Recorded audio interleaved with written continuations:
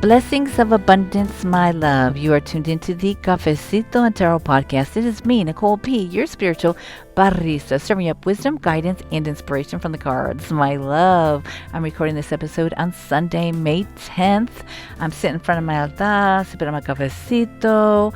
I want to send so much love out to all the moms out there. It's Mother's Day today. However, in the form it is that you mother or have mothered, mad love to you. And I'm sending so much love to those who on this day, that mother wound is hurting. It is hurting, whether it's hurt from past, present, or hurt that's about to come in the future. My heart goes out to you. Really, really, really. I hope that you are finding ways to be able to be with your feels, and I hope you find ways that ease the pain some and discomfort and the hurt in some way, shape, or form, and that you get through this day. Okay, that's what I wish. That's what I hope for you. I'm raising my cafecito to you. And so, on the episode of The Brew today, for this week, I'm gonna be sharing a quick reflection on the Moon card, and then I pulled 3 oracle cards, 1 from the Moonology deck and 2 from this other deck that I have. I don't even know what the name is. It was gifted to me. So without further ado, let me pour you some brew. So get comfy, get cozy, and let's sip on some brew.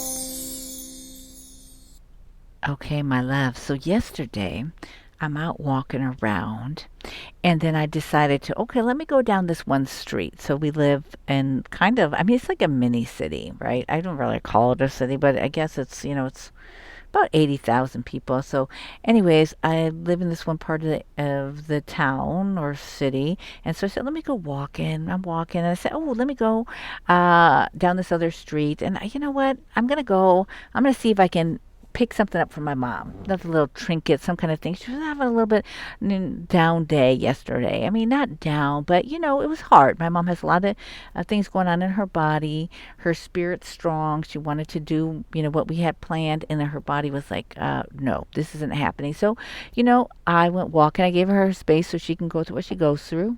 She's got to work through, that, the stuff that she's got to work through, the pain, the sorrow, frustration of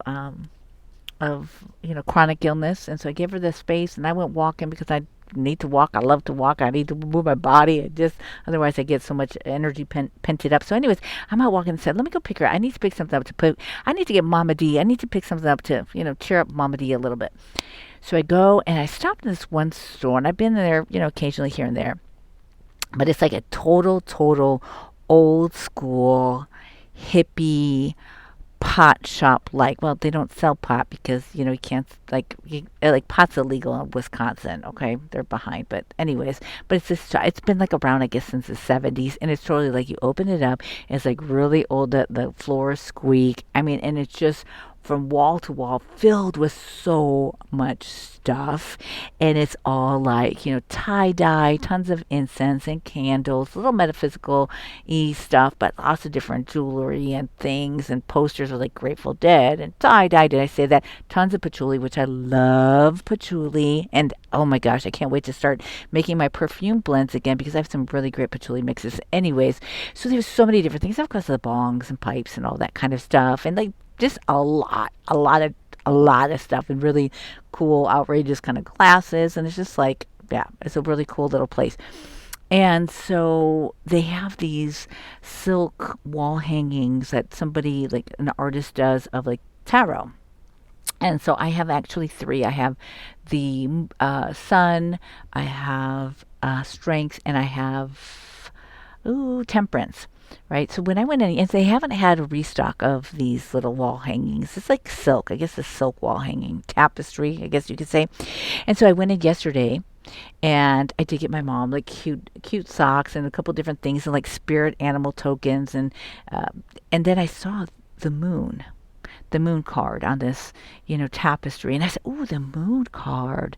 This would be interesting to have." I mean, I myself, as far as with moon energy and moon cycles, that's been like one of the relationships that I've been very deeply connected to is Grandmother Moon and the moon cycles, as far as um, intention setting, and just in connection to nature. And I think I have that very strong because that's been my mom's, strong medicine. And it always been ever since I was a child. I remember all of her rituals and different ways of being in relationship with Grandmother Moon and the moon cycles.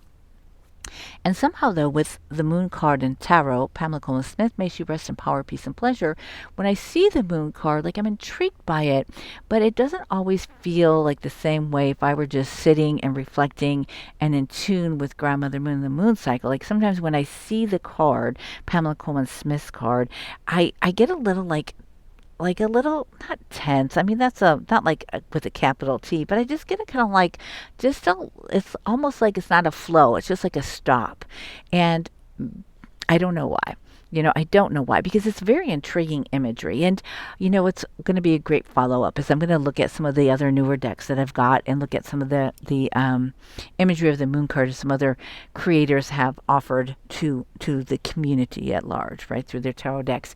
But I was so intrigued and I was like, I really, for some reason, although I get the symbolism, I understand it and I feel it, but somehow it stops. But I was like, I need to have this image. It didn't make sense, right? It didn't make sense. But I was like, I don't need to understand. I'm called to get this. Let me get this. And so, and I'm looking at it, and I actually hung it up on the side on the wall by my bed. And I don't think it needs to go there because when I woke up, I was like, oh, I like the intention of having it there was like really great, but it didn't work. So this is what I started though thinking and feeling into like the moon card in tarot and the moon, like moon energy and the moon card. And so like as a major arcana, right, the moon card is 18, right? So 1 and 8 equals 9. So we can see a connection, a relationship with the moon card and also the hermit, right? And like with the moon card and tarot, like often it's depicted or talked about as there may be secrecy or there may be sometimes even some tension, mysteries that lie beneath the surface and things coming to surface. But often I think that howling when the Pamela Coleman Smith image where you see one of the when you see, are they both? I don't have the card in front of me, but there's like a dog and the wolf, and it's like they're howling at the moon, and maybe it's because so much energy of this card has been talked about of like a secrecy or this tension, and maybe just maybe like Pamela Coleman Smith's imagery, maybe there's so much to it, right? When she actually created that image and what it's maybe the lingering effects, maybe it's the imprint of what she intended with this card. We will never really know, right? But that in of itself, my love, is one of the cards similar to the Hierophant that has these messages and I think some of these cards, some of these major arcanas and even the minors as well and court cards, as we start to like peel layers and reflect upon them, I feel like sometimes the reflection is part of the big message. So I feel like the moon card, one of the things that I came to yesterday was like the message or the brew about this being one of them, right? Being about how we may never know the answers to things. Like we may never know. And that in of itself is like something to reflect upon. It's like wisdom to reflect upon. There's going to be things in life that we will never have the answers to, right? There are mysteries beyond that we will never be able to explain. And I think there's this humanness of trying to figure things out that we strive for an understanding. I mean, yes, isn't it great to be able to have an understanding of life and things beyond the veil and how things work? But so much happens beyond our eyes. So much happens beyond what we can see in our conscious awake mind or waking mind. What's the word? When we are awake, right? Conscious mind. Um, and part of the journey is being at peace with not having answers in our our mind, like our conscious mind, right? Um, and sometimes that's really, really hard, right? Sometimes that's really hard. Like, there's ways, like in the metaphysical sense, right? It could be like, okay, I can't explain how this light is shining up on my wall right now, but I feel spirit. And maybe if I try, I can explain that there's light coming in and there's some kind of a crystal, who knows what, and blah, blah, blah. But in the depth of it, you're like, I don't know how this shit is happening, but right now there's this thing going on my wall, it's dancing light, and I feel a spirit, right? And in those moments, right, right, when we attune to it, we open to it, it's inexplainable, but we know it, right? We know it in our spirit, we know it in our gut, we know it in our third eye, we know it in our whole being. And that way it's a little bit easier, right? To to not know how or why or have an answer. I think with the moon card, what it got me feeling into about when it's difficult and really challenging is not having an answer, especially when it has to do with how life turns out. When especially when shit hits the fan, when things don't go as we planned or how we wanted, when our relationships end and the other person was not acting in integrity, we don't get the apologies we had wanted or had hoped for, and um, that's some really intense stuff to go through on the heart and on the spirit. And once again, like a really great therapist, great community support, great crew, great circle can help to go through that, because there's to move through that, and to heal from that. Because that's really hard when we're not able to get answers or understand, or when there's endings. Um, from other people's actions, right? And when we reflect upon the moon, here's the other piece: is like the moon is connected to Pisces, and Pisces is the last sign, the last before the zodiacal new year begins in Aries, right? So there's elements of endings, right? There's elements of endings, and it's also the moon card reminded me. So I'm just kind of rambling off these different reflections that have come up yesterday, as I just really spent a lot of time like stretching and looking at the moon card, at this tapestry on my wall.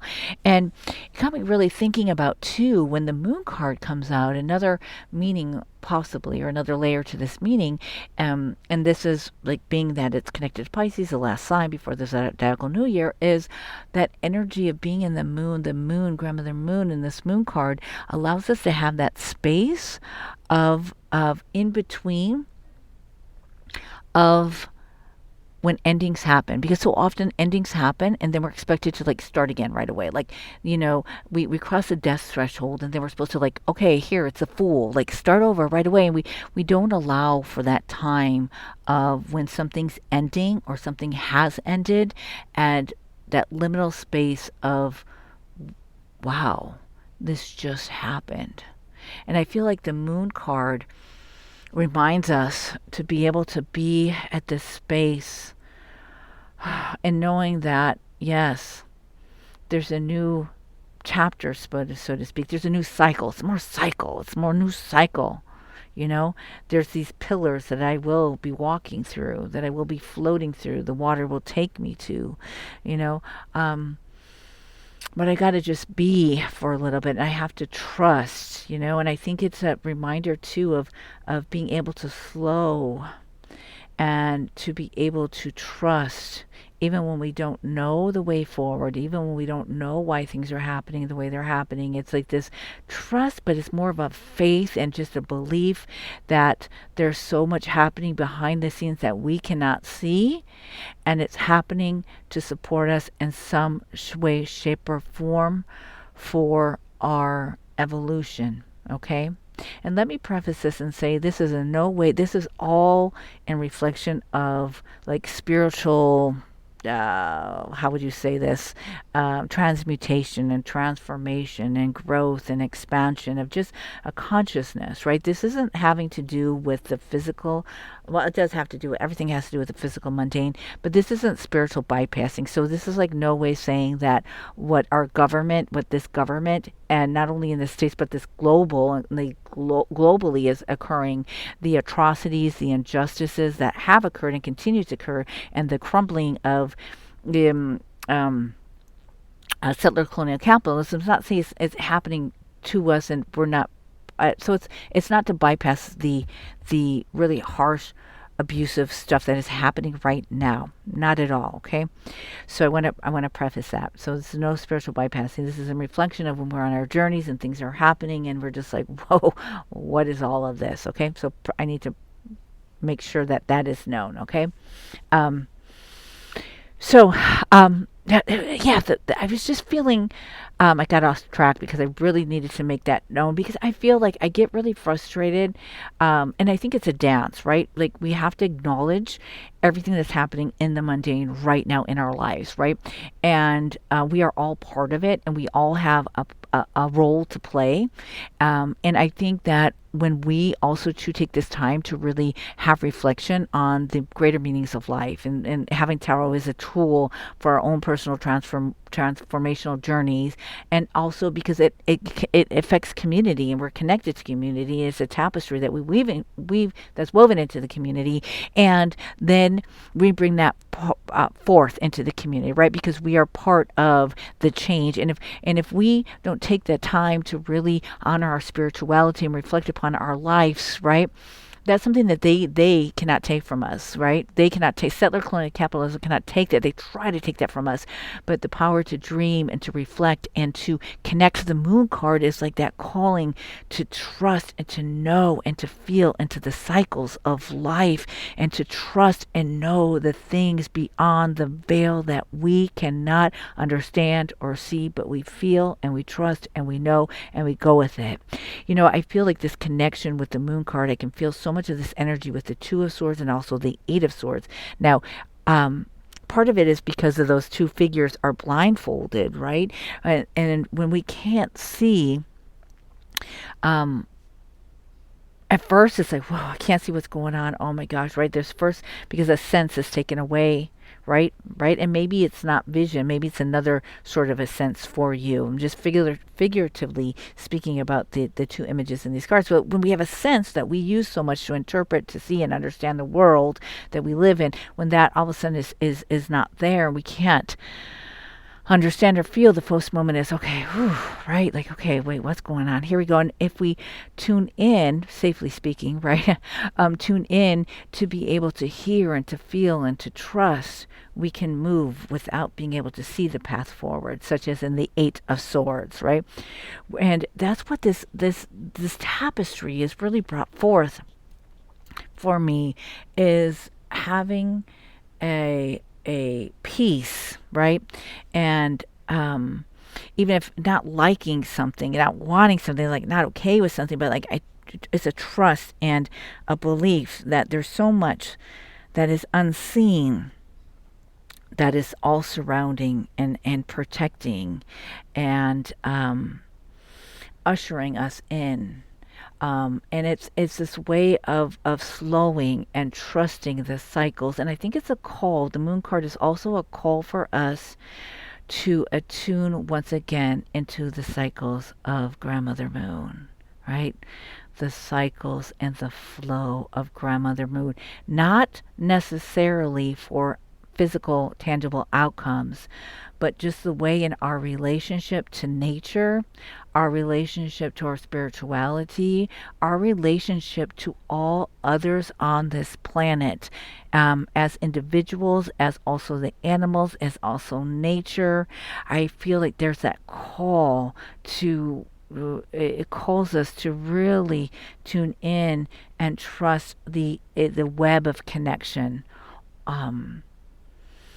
In existence, the web of connection in existence. There was another thing that came up from the moon, from this card, when I was reflecting and looking at this wall hanging or tapestry, I guess you'd call it, yesterday. And that is also too, ooh, this is it, that sometimes so much of what we have not, ooh, this is it, here it is, been able to explain, like there's been so much shame and so much comes upon us because so much that can't be explained, it doesn't want to be explained, right? In the supernatural and spiritual world, like there's it doesn't need to be explained, it doesn't want to be explained, right? And I think that's another way of like settler colonial capitalism and the patriarchy and like like the delusion of white supremacy, because there's no white supremacy, it's the delusion of white supremacy, has been like explain this, there has to be an answer, has to be an answer. And it's a way also too that we've been very like extracted from our internal knowing and the internal knowing of Mother Nature, because if we're with nature and we sit with nature and we're in tune with however we can be with nature, so many answers and so much knowing, and it comes in ways and symbols and feelings, and that's another way of that settler colonial capitalism, delusional white supremacy, patriarchy has tried to like strip us away from Grandmother Moon, from earth energy, from each other, and from the wisdom, the waves of wisdom in our bones and our bodies. And so the moon card also offers us the opportunity to reflect upon how are there how and which areas, like in ways have we been disconnected from that internal knowing and that trust and being okay with not having answers, right? Because we're always having to prove points, have data, and it's just like proving. And so the moon invites us to step back from that, right? Because that's kind of like even a little, or it just makes you like, wait a minute, I'm seeing this happen, but yet I got to prove it. There's that as well. So I think I just I just went off on several different things, but those are all several different like reflections on the possibility and the meanings of possible meanings, right, of the moon card and how it can bring us into a lot of different layers, a lot of different layers. But I really felt too, and I think maybe this is my own journey, is this way of like endings and being able to be in the space with endings, right? And allowing the endings to really have their time, to really have their space. And sometimes we don't have closure on endings. That's hard, very hard. And yeah, and just how then do we just surrender and being able to, allow things and cycles to naturally dissipate and naturally close, and being able to allow the energy of Grandmother Moon, right, and the energy of the water from Pisces to just wash away what needs to be washed away, and taking the time to really allow things to have full closure is another thing that really just came up very strong. So there's some reflections. I went to make some notes to actually like, list out these reflections and connect them, but just doesn't work for me that way. I just and I'm peeking at it outside of. I have my altar in one of my altars in my closet, and I'm just peeking right now, looking at this on the wall, and I love the symbolism of the pillars of the moon card and going through these pillars, like the pillars of consciousness, and like almost as if it's like the gate, right? Another gate, a way to come through, and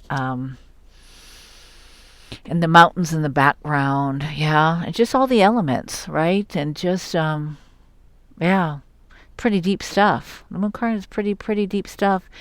And sometimes, yeah, I can see how it can be conflict, right? Because sometimes we have conflict from what is expected from us in the outside world, right?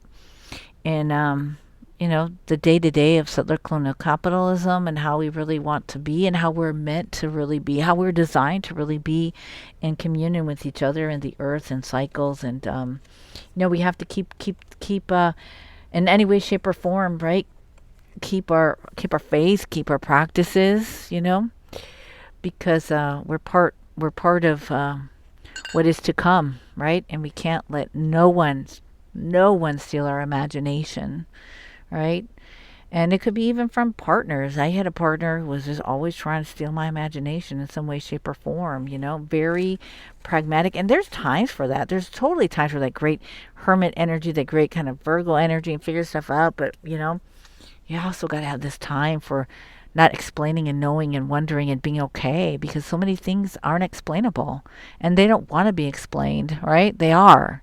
And to be at peace with things are just how they are. That way, in the natural, supernatural, mystical cycles, what I'm speaking of. I'm not talking about the human, mundane, but like that level. I just have to keep repeating it because I want to make sure that I I don't want any spiritual bypassing or support any spiritual bypassing. So with that, without further ado, I'm almost at 30 minutes. So let me take a sip of my cafecito. And I pulled three oracle cards. All right, listen. Let's see. I pulled this one. It came out as air. Creativity. It says air creativity from the Moonology deck is show the world the real you. Full moon in Aquarius. Very interesting. And the last one is Dreamweaver. Accessibility. That one really makes sense from I said we. I'm the one here with the mic that's been pouring the brew. That's the Dreamweaver is one I can really connect to. I think from the what I've shared with the moon card. It's interesting. Air, creativity. I think also too that moon energy, right? The internal, like, because we all are creative, right? We've been told so many times creativity looks this way or that way, and it's this, it's only a certain way, but we all are creative. We all have a way to be the creative, you know? And we allow and we dance with the cycles and Grandmother Moon and allow ourselves to be in that space. Ah, the creativity. We connect, reconnect, reawaken, reactivate, and show the world the real you. That's an interesting one. Full moon in Aquarius, Wonder what that means. What does that feel like to you? I think that sometimes too with the moon card, so many times, because we've may have been taught to be a certain way, to be liked, to be acceptable, or be accepted, or we're supposed to act like this, or our creativity is supposed to look like this, our mysticism, our magic is supposed to, our medicine is supposed to look like this, And there's no way that any of it is supposed to look like any sort of way because it's all beautiful. You're going to tell the trees, you're going to tell all these flowers, you're going to tell all the animals how they're supposed to look. Everything has its beauty, everything has its magic, everything has its essence. So maybe that's part of the medicine of the moon card, right? Being able to connect, reconnect, reawaken your essence and your beauty, your creativity, your magic, being able to enter into the dream spaces and accept. It's like self-acceptance. Yeah. Yeah. That's what I got for you. That's what I got for this weekly brew. So once again, I'm going to just read off these oracle cards. And so you can feel into it. Air creativity in this week ahead. Show the world who's the real you. Full moon in Aquarius. Dream weaver. Accessibility.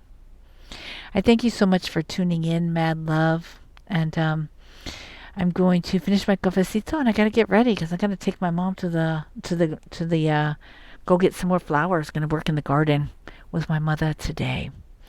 I wish you a blessed week, and wish you a blessed week. That's it. That's what I got. All right, peace, love, everything in between. I will talk to you next week. Peace.